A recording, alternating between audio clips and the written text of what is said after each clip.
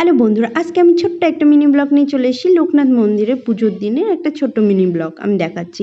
এই যে আমার বান্ধবী, এটা সন্তোষী, আর এই যে ওর বর, এটা জয়ন্তদা। হাই, তো এটা আরেকটা বান্ধবী, এটা হলো রাসমণি।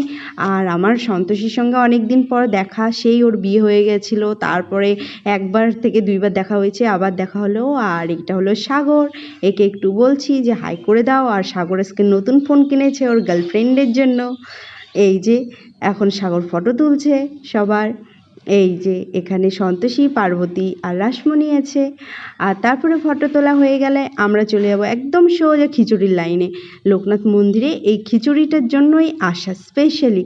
আর এখানে খিচুড়ির লাইনে দাঁড়িয়ে আছে জয়ন্তদা, তারপরে রাসমণি, আর তারপরে দাঁড়িয়ে আছে আমার সঙ্গে আমার বেস্ট ফ্রেন্ড এই পাশে সন্তোষী। ওকে আমি বলছি, কিরে কতদিন ধরে খাওয়ার দাওয়ার খাসনি বলতো? ইস, ওর পায়ে লেগে গেছে। আর ভিডিওটা যদি ভালো লাগে একটা লাইক